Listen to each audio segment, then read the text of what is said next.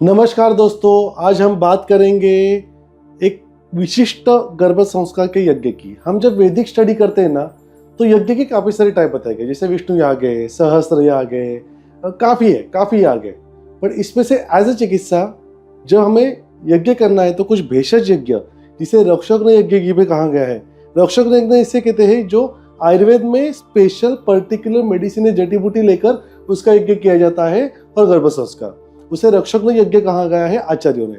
अब मैं आपको बताऊंगा, बट वेदों में, हमारे साहित्यों में और हमारी भारतीय धरोहर में पुत्र कामेष्टि यज्ञ, जो काफी फेमस है, सुनने में पता है, पुत्र कामेष्टि यज्ञ किया गया था, और जिससे आज हम जिसे राम कहते हैं, राम लल्ला, उनकी उत्पत्ति हुई थी। तो हम पुत्र कामेष्टि यज्ञ के बारे में बात करेंगे। इसकी एक स्टोरी है, बहुत इंटरेस्टिंग है, काफी लोगों को पता नहीं है, स्टोरी जरूर सुनिएगा।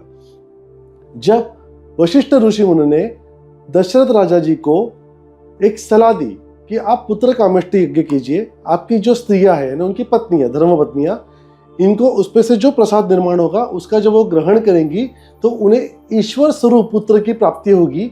मतलब उसमें पर्टिकुलर इस तरह के मंत्र थे कि इष्ट देव, आत्मदेव, बल देव, ये सब तरह के देवों का वहां पे निवास होगा, उनको इन्वाइट किया जाएगा।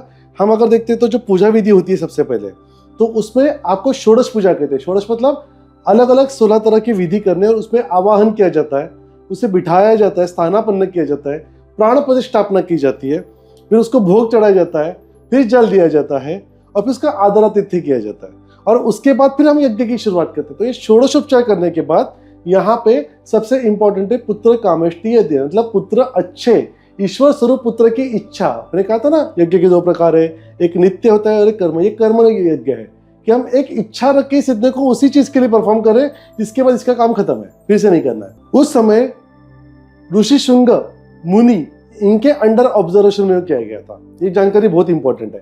अब जब पुत्र कामेष्टि यज्ञ हुआ तो उन्होंने हर जगह से जो चाहिए वो उस तरह की सभी सावधान सामग्रियां उपलब्ध कर दी। अब राजा की सभी पत्नियां तीनों वहां पे आके बैठी। पुत्र कामेष्टि यज्ञ पूरी तरह से अच्छी तरह से संपन्न हो, क्योंकि राजा थे, उनके लिए सब पॉसिबल था, सब प्रोटेक्शन उन्होंने लिया था उसके लिए। अब ये यज्ञ संपन्न होने के बाद उसमें से जो प्रसाद था, उस प्रसाद के 3 पार्ट किए गए उनके पत्नियों को देने के लिए कि ये ग्रहण करना है। मतलब इसका मतलब ये भी है कि उसमें से आने वाला प्रसाद सिर्फ आपके पत्नी को ग्रहण करना है, बहुत इंपॉर्टेंट है, राइट। इन्हें ग्रहण करना है और इन्हें पुत्र की प्राप्ति होगी। उस समय वो लोग काफी पावरफुल थे, सात्विक थे, उनके लिए पॉसिबल था, आज भी पॉसिबल है। तो अब वहां पे एक स्टोरी है, जब उन्होंने क्या किया, एक जगह पे उस प्रसाद को 3 पार्ट में, एक पत्ते, 3 अलग अलग पत्ते बनाए, 3 पत्ते पे डेवलप किए, और महारानी को कहा कि महारानी आप इसे उठा लीजिए। तभी उतने में एक चील वहां पे आता है और एक प्रसाद उठा के चला जाता है। अब यहाँ पे एक बहुत बड़ा संभ्रम निर्माण हो गया, क्योंकि आप यहाँ पे सिर्फ 2 पत्ते हैं और 3 लोगों को खाना है। तो जो 2 रानियां थी जिनके हाथ में उन्होंने ऑलरेडी पत्र उठा लिया था, उन्होंने क्या किया, अपना अपना थोड़ा सा प्रसाद देके तीसरी रानी को दे दिया। ठीक है, अब तीनों ने ये प्रसाद ग्रहण कर लिया, जिससे राम, लक्ष्मण, भरत जन्म हुए, इनका जन्म हुआ। देखिए, देव स्वरूप आत्मे पृथ्वी पे आ गए, जिसका आज भी हम नाम लेते हैं।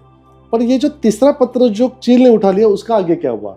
तो उस समय पे जो हमारे हनुमान थे, हमारे हनुमान जो भगवान थे, उनकी माता थी अंजनी। अंजनी देवी भगवान शिव के सामने फूट फूट के रो रही थी कि मुझे एक तो पुत्र दे दो, वरना आज मैं मेरा देह त्याग दूंगी।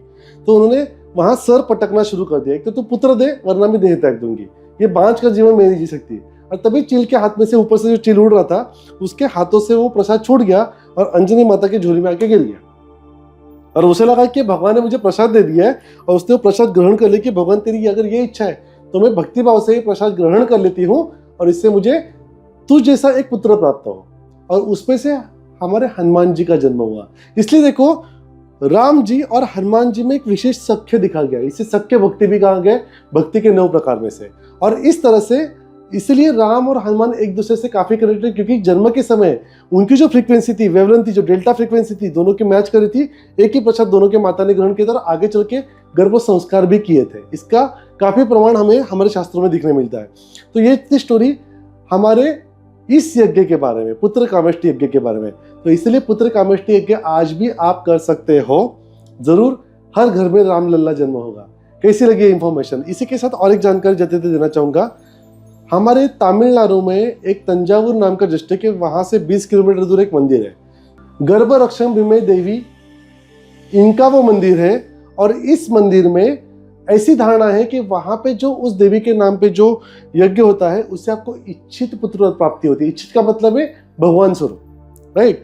और वहाँ पे इसलिए गर्भरक्षम भीमे होम भी किया जाता है। तो ये एक अलग इंफॉर्मेशन है जिसकी निर्मित आई थिंक 10वीं सेंचुरी में कुछ तो हुई थी, मतलब आज से 1000 साल पहले।